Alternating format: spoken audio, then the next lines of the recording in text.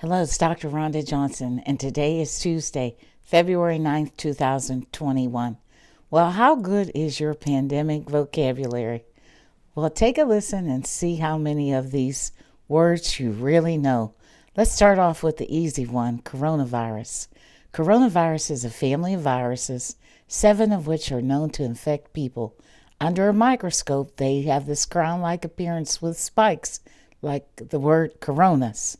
Viruses can cause the common cold as well as to dangerous respiratory conditions.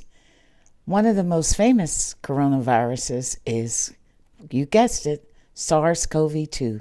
Stands for Severe Respiratory Syndrome Coronavirus 2. It's believed to have originated in bats, spread to humans, came to recognition in Wuhan, China, in December of 2019.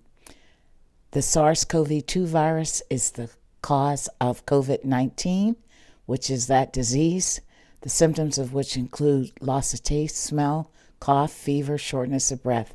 Many people have mild symptoms. Other people go on and have severe pneumonia and death. How about the word epidemic? Well, that refers to a sudden increase in the number of cases of a disease. And if it crosses several countries or continents, it becomes pandemic, an epidemic that spreads, crosses the ocean, crosses the seas, becomes a pandemic. What about the term community spread, also referred to as community transmission? That's when a disease circulates in an area with no clear explanation as to how people get infected, especially if they didn't travel or they had no close contact to another confirmed case. What about the word transmission? Well, that refers to the spread of a virus or infectious agent. In the case of SARS-CoV-2, the virus is believed to spread mainly from person-to-person contact or when people touch a surface that's contaminated and then touch their mouth, nose, or eyes. What about the word incubation period? Well, that's the time between when you first get infected to the time that you show symptoms of the disease. How about the word asymptomatic? That's when you have the disease, you're carrying it, but you don't show symptoms. What about that word super spreader? We keep hearing about super spreaders. Well, that can be one person who can infect a large number of people, or it can be an event where large numbers of people become infected. We all heard that term flattening the curve in year 1 of this pandemic. That has to do with slowing the spread of the virus. Now, 3 terms that people will interchangeably use are self-isolation, isolation, and quarantine. They're similar, but they're different. Basically, self-isolation is like if you voluntarily remain at home and don't go to school or go to work. Isolation is you keep people who have a confirmed case of a contagious disease separated physically from people who aren't sick.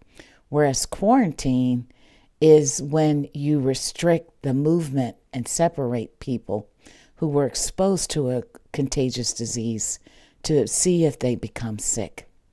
Now, we've heard of PPE, personal protective equipment. That's specialized equipment usually worn by healthcare workers or first responders that protect against infectious material. You've heard of N95 respirators or N95 masks.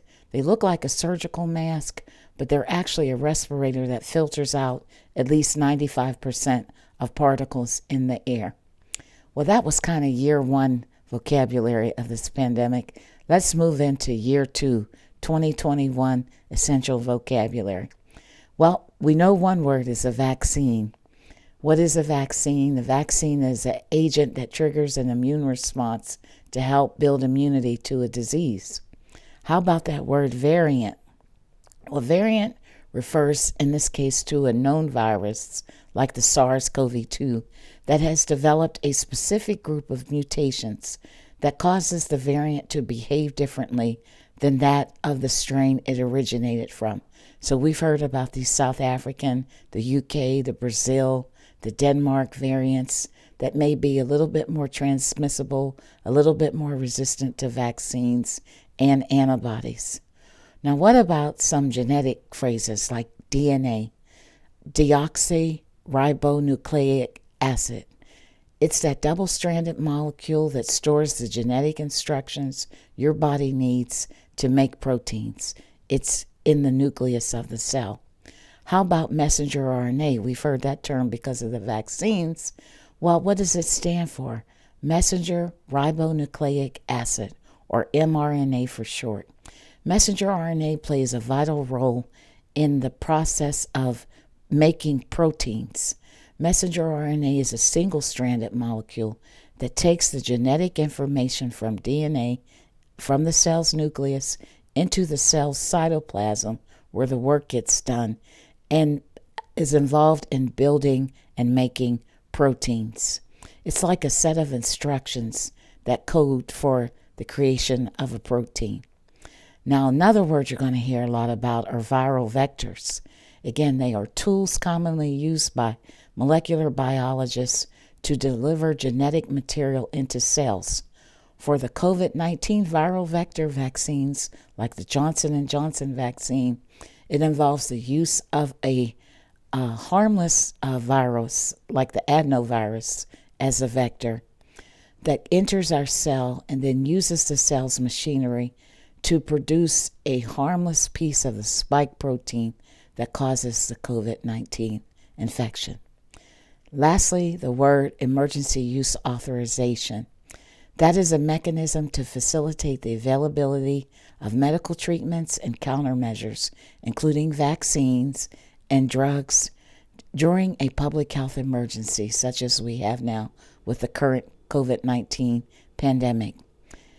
In this case, the FDA, the Food and Drug Administration, will issue an emergency use authorization that allows for the use of a medical product during this emergency to diagnose, treat, or prevent serious life-threatening diseases. And there are no other adequate, approved, or available alternatives to treat this disease. So there you have it, a quick refresher of your vocabulary. I believe by the end of this year, you'll have a lot more pandemic vocabulary words that just roll off the tip of your tongue. Now, how many did you get right? How many did you know? Well, you're doing good, folks. This is Dr. Rhonda Johnson. My only attempt is to keep us informed and so that we can make all the right choices to survive this COVID-19 pandemic. Stay safe, continue practicing prevention, and have a blessed day.